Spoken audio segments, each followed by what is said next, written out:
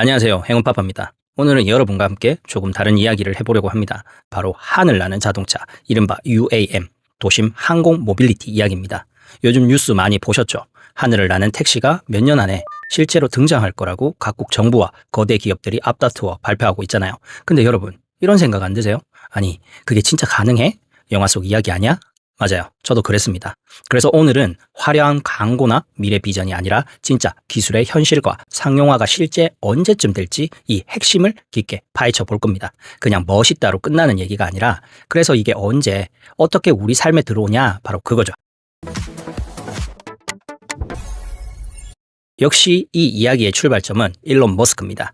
이 사람 이름이 들어가면 대화가 자동으로 재밌어지죠. 한때 머스크가 이런 말을 했어요. 테슬라 로드스터에 비행 기능을 넣겠다.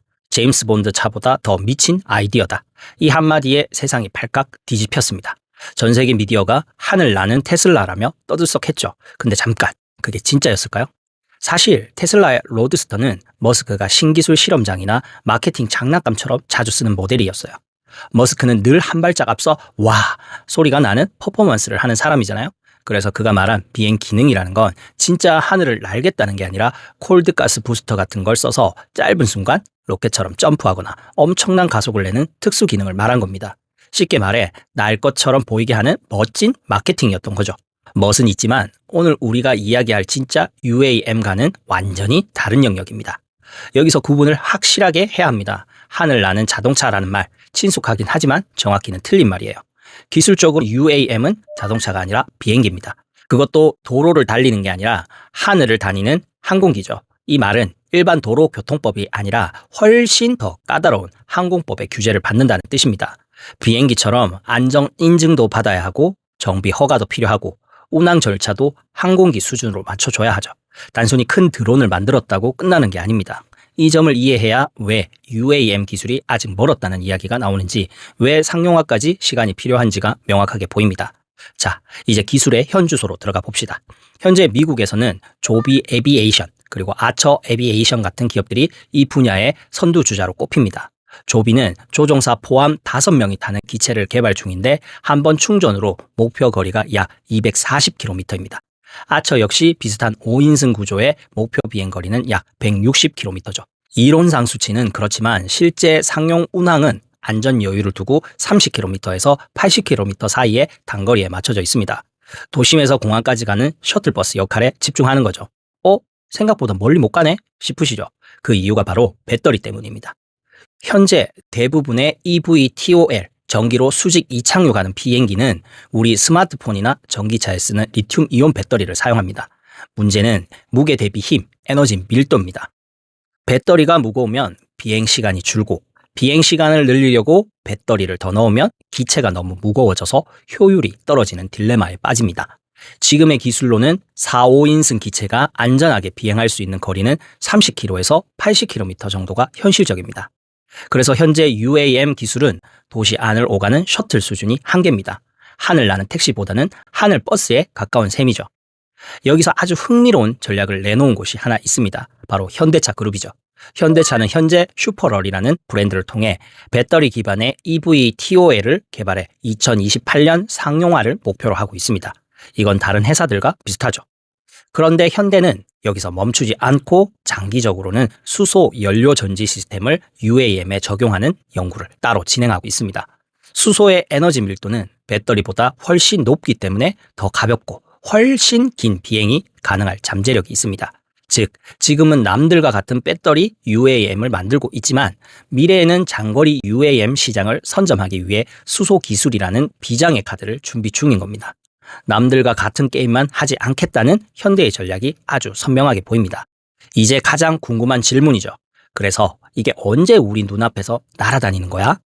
미국과 유럽의 항공당국이 지금 UAM을 위한 새로운 법과 규정을 만드느라 정신이 없습니다. 이건 큰 진전이지만 기체 인증이 끝났다고 바로 운항이 시작되는 건 아닙니다. 이건 항공산업이니까요. 인증, 이착륙장 인프라 구축, 보험, 하늘교통 통제, 이 모든 과정이 딱 맞아떨어져야 움직입니다. 한국형 UAM 로드맵을 보면 훨씬 더 현실적인데요. 1단계는 2020년대 후반, 그러니까 몇 년 안에 시작될 겁니다. 이때는 조종사가 직접 탑승해서 정해진 노선만 오가는 시범 서비스 형태입니다. 2단계는 2030년대 초입니다. 조종사 없이 지상 관제센터에서 원격으로 조종하며 비행하는 단계로 넘어갑니다. 그리고 우리가 진짜 꿈꾸는 3단계, 완전 자율 비행으로 하늘을 마음대로 나는 단계는 2035년 이후로 전망됩니다. 즉, 우리가 상상하는 영화 속 하늘 택시 시대는 아직도 10년 이상은 남았다는 이야기입니다.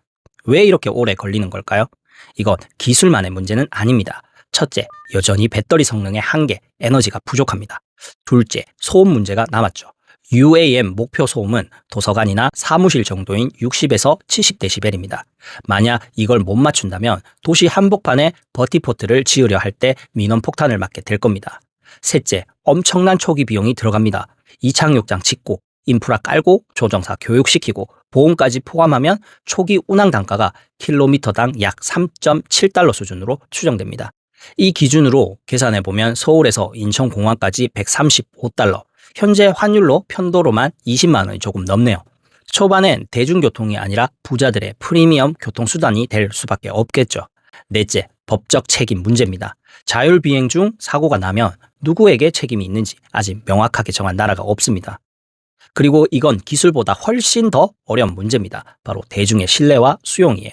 하늘 위에 수십 대의 비행체가 떠 있고 그게 우리 머리 위를 막 다닌다고 상상해 보세요.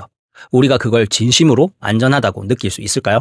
소음은 물론이고 혹시 모를 낙하물 위험, 시스템 오류, 단 한 번의 사고라도 발생하면 여론은 순식간에 이건 너무 위험해, 당장 멈춰 하며 돌아설 겁니다. 그래서 기업들이 기술 완성도보다 더 중요하게 여기는 것이 바로 사람들의 마음을 얻는 과정, 즉 신뢰를 쌓는 일입니다. 자, 이제 오늘 이야기를 가장 깔끔하게 요약해 볼까요? 우리가 오늘 알아본 UAM의 진짜 현실은 이렇습니다. 첫째, 일론 머스크의 하늘 나는 차는 멋진 마케팅 퍼포먼스였다는 것. 둘째, 진짜 UAM은 자동차가 아니라 비행기 수준의 기술과 까다로운 규제를 요구하는 새로운 영역이라는 점. 셋째, 현재 가장 큰 기술적 벽은 배터리가 무게 대비 힘이 약하다는 점. 넷째, 현대차는 이 약점을 돌파하기 위해 수소 연료 전지라는 장거리 카드를 따로 준비하는 중이고요. 마지막 다섯째, 우리가 꿈꾸는 자율비행 택시는 빨라도 2035년 이후에나 가능하다는 겁니다. 이제 저는 이 질문을 여러분께 던지며 오늘 이야기를 마치려고 합니다. 아무리 기술이 100% 완성되어도 과연 우리는 그것을 마음 놓고 믿고 맡길 준비가 되어 있을까요? 배터리, 수소, AI, 항공 시스템까지 모든 퍼즐 조각이 완벽하게 맞춰줘도 우리가 과연 하늘 위를 오가는 수많은 자율비행체와 그것을 통제하는 자동화 시스템을 진심으로 믿고 우리 가족의 안전을 맡길 수 있을까요? 기술보다 더 어려운 건 바로 그 마음, 그 신뢰를 얻는 일일 겁니다. 여러분, 오늘은 단순히 기술 발전의 역사가 아니라 우리가 어디까지 이 새로운 하늘을 믿을 수 있느냐에 대한 이야기를 해보았습니다. UAM 시대, 그 하늘의 신뢰를 쌓는 여정은 이제 막 시작됐습니다. 오늘 이야기는 여기까지입니다. 다음에도 세상의 이슈를 쉽고 재미있게 풀어드리겠습니다. 영상이 유익하셨다면 좋아요, 구독, 알림 설정으로 함께 해주세요. 저는 이슈와 이슈 채널의 행운파파였습니다. 감사합니다.